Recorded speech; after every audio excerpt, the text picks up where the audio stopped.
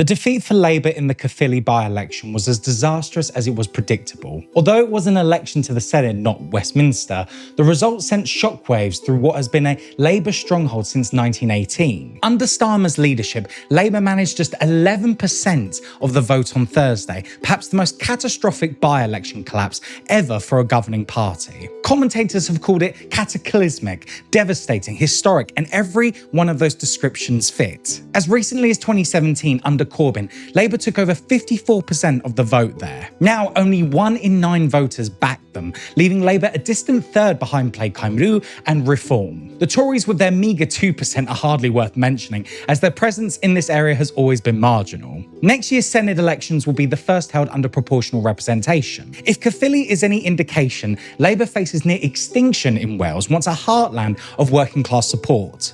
The main opposition for a likely Plaid Cymru-led Welsh government disturbingly could be Reform UK. The deeper message of this result is unmistakable. Both Labour and the Tories are collapsing under the weight of their own failures. Once in 1981, the two main parties together secured over 80% of the vote. In Caerphilly, they scraped together just 13%. The by-election underscores Labour's continuing decline under Keir Starmer, a leader who rose to power by deception and has driven the party far to the right of its members and voter base. His general election victory last year owed much to the 4 million votes cast for Reform, votes born of frustration with traditional parties that long ago stopped representing ordinary workers. But since Starmer entered Downing Street, support for Reform has only grown. In council by-elections up and down the country, they've taken seats from Labour. They were favourites to win Caerphilly, but voters instead turned to Plaid Cymru, which presented itself as a more radical, authentic alternative to a hollowed-out Labour Party. Downing Street's response, reported by The Guardian, was that people are disappointed with the pace of change.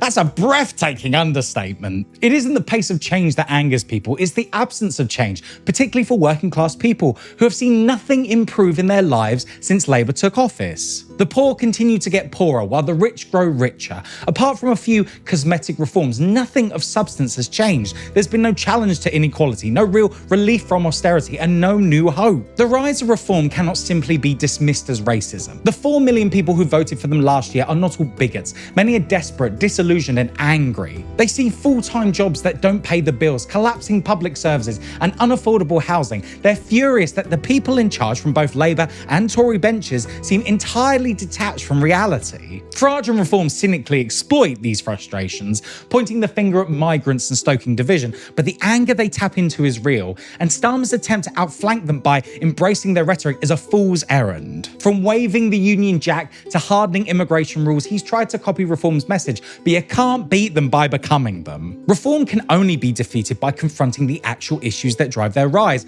low pay, soaring prices, and the collapse of essential services. But this government has shown no willingness to do that, and with next month's budget approaching, that's unlikely to change. Rachel Reeves's upcoming budget will hit working class families hardest. There may be token gestures, scrapping the 2-child benefit limit, perhaps a minor tax tweak for the wealthy, but the core of the budget will be aimed squarely at squeezing more from workers. Inside Labour, discontent is already bubbling. The abysmal 17% turnout in the deputy leadership election speaks volumes, and membership demoralised or possibly inflated on paper to mask its collapse. Lucy Powell's victory over the ultra-Starmerite Bridget Phillipson is small but telling, a sign that the tide, however faintly, may be beginning to turn. The right wing's grip on the party, made possible by the compliance of trade union leaders, won't hold forever. At some point, rank-and-file members will demand change. Even among Labour MPs, many are starting to fear for their own seats, and that fear will breed dissent. A revolt against Starmer is coming,